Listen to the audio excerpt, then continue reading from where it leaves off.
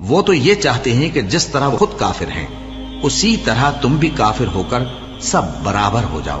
تو جب تک وہ اللہ کی راہ میں وطن نہ چھوڑ جائیں ان میں سے کسی کو دوست نہ بنانا۔ اگر ترک وطن کو قبول نہ کریں تو ان کو پکڑ لو اور جہاں پاؤ قتل کر دو،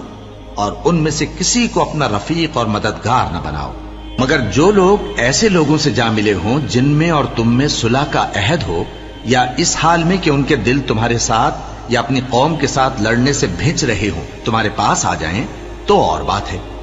اور اگر اللہ چاہتا تو ان کو تم پر غالب کر دیتا تو وہ تم سے ضرور لڑتے۔ پھر اگر وہ تم سے کنارہ کشی کریں یعنی تم سے نہ لڑیں اور تمہاری طرف صلح کا پیغام بھیجیں تو اللہ نے تمہارے لیے ان پر زبردستی کرنے کی کوئی سبیل مقرر نہیں کی۔ تم کچھ اور لوگ ایسے بھی پاؤ گے جو یہ چاہتے ہیں کہ تم سے بھی امن میں رہیں اور اپنی قوم سے بھی امن میں رہیں، لیکن جب فتنہ انگیزی کو بلائے جائیں تو اس میں اوندھے منہ گر پڑیں۔ تو ایسے لوگ اگر تم سے لڑنے سے کنارہ کشی نہ کریں اور نہ تمہاری طرف پیغام صلح بھیجیں اور نہ اپنے ہاتھوں کو روکیں تو ان کو پکڑ لو اور جہاں پاؤ قتل کر دو۔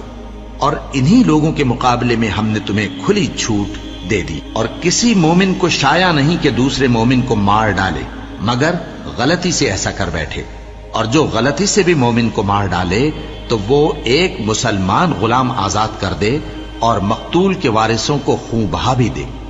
مگر یہ کہ وہ معاف کر دے۔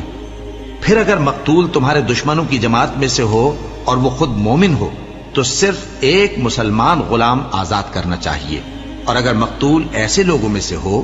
جن میں اور تم میں صلح کا عہد ہو تو وارثان مقتول کو خون بہا دینا اور ایک مسلمان غلام آزاد کرنا چاہیے، اور جس کو یہ میسر نہ ہو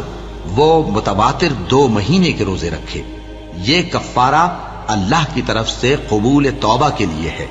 اور اللہ سب کچھ جانتا ہے، بڑی حکمت والا ہے۔ اور جو شخص کسی مسلمان کو قصدن مار ڈالے گا تو اس کی سزا دوزخ ہے جس میں وہ ہمیشہ جلتا رہے گا، اور اللہ اس پر غضبناک ہوگا اور اس پر لعنت کرے گا، اور ایسے شخص کے لیے اس نے بڑا سخت عذاب تیار کر رکھا ہے۔ مومنو، جب تم اللہ کی راہ میں باہر نکلا کرو تو تحقیق سے کام لیا کرو، اور جو شخص تم کو سلام کرے اس سے یہ نہ کہو کہ تم مومن نہیں ہو، کہ اس سے تمہاری غرض یہ ہو کہ دنیا کی زندگی کا فائدہ حاصل کرو۔ سو اللہ کے پاس بہت سی غنیمتیں ہیں، تم بھی تو پہلے ایسے ہی تھے، پھر اللہ نے تم پر احسان کیا، چنانچہ آئندہ تحقیق کر لیا کرو۔ بے شک جو عمل تم کرتے ہو اللہ کو سب کی خبر ہے۔ جو مسلمان گھروں میں بیٹھ رہتے اور لڑنے سے جی چراتے ہیں اور کوئی عذر نہیں رکھتے، وہ اور جو اللہ کی راہ میں اپنے مال اور جان سے جہاد کرنے والے دونوں برابر نہیں ہو سکتے۔ مال اور جان سے جہاد کرنے والوں کو بیٹھ رہنے والوں پر اللہ نے درجے میں فضیلت بخشی ہے، اور بہترین انجام کا وعدہ اللہ نے سب سے کیا ہے، اور اجر عظیم کے لحاظ سے اللہ نے جہاد کرنے والوں کو بیٹھ رہنے والوں پر کہیں فضیلت بخشی ہے، یعنی اللہ کی طرف سے درجات میں اور بخشش میں اور رحمت میں، اور اللہ بڑا بخشنے والا ہے، بڑا مہربان ہے۔